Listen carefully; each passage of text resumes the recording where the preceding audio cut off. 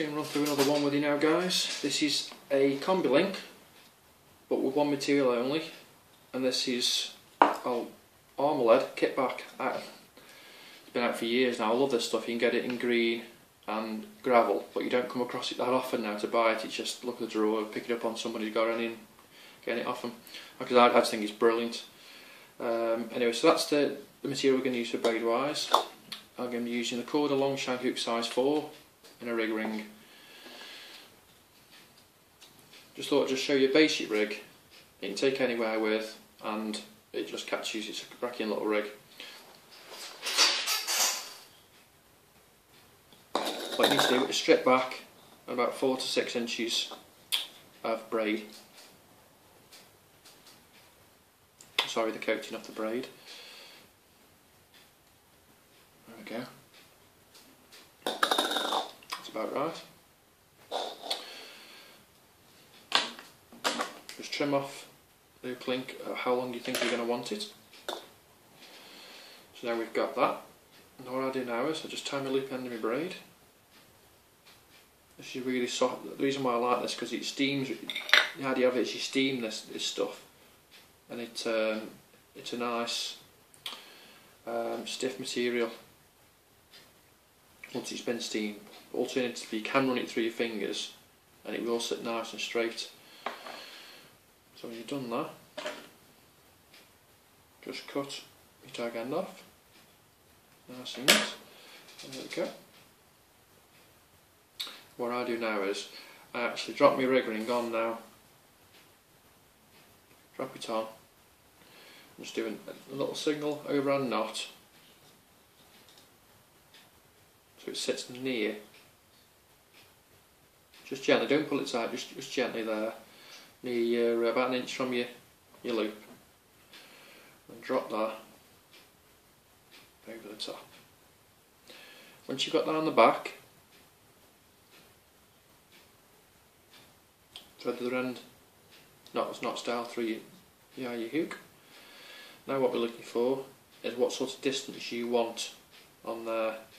At a moment's time, that's probably perfect, to be honest with you, because I'll probably use a snowman so the bait just sits off the bottom. So you can just pull that tight and that'll hold, and you want your rig ring to sit just opposite the point of your hook, or a little bit more, just so you don't want it going right around the shank of the hook, otherwise it can actually fall off. When you've done that, just whip up knot style, 3, 4, 5, 6 turns, whichever you prefer, and back through the eye.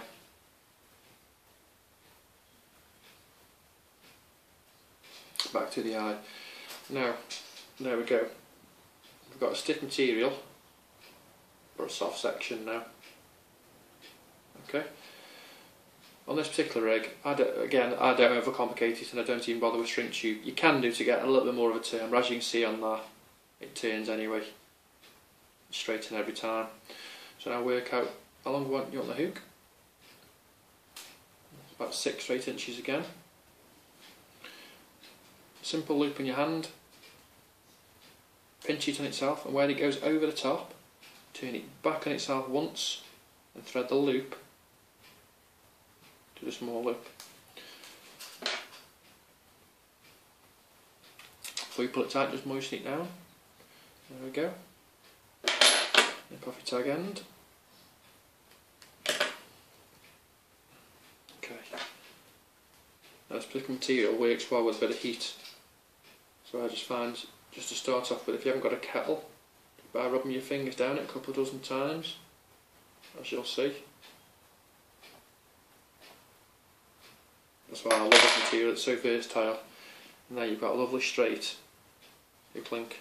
And the idea of this stuff is, off your link, as it hits the bottom, I'll just push everything away, ends the name kick back. And there you go. Dead basic, blowback style, long shank hook with arm leg kit back. You can use most materials now, to be honest, most of them are coated braids, but this purpose is kit back. And there you go. Just a dead simple, take anywhere rig. Lob a putty there, just into the junction of your strip braid and your soft braid. If you're using pop-up waft or whichever, but generally I use it all the time anyway, just to make sure that rig is pinned I'll say that this particular rig lends itself well to either a snowman or a double bottom bait. Works really well for that. So yeah, any questions, let me know. And there you go, another basic rig. Sometimes overcomplicated things can make things a lot harder for us, so there you go.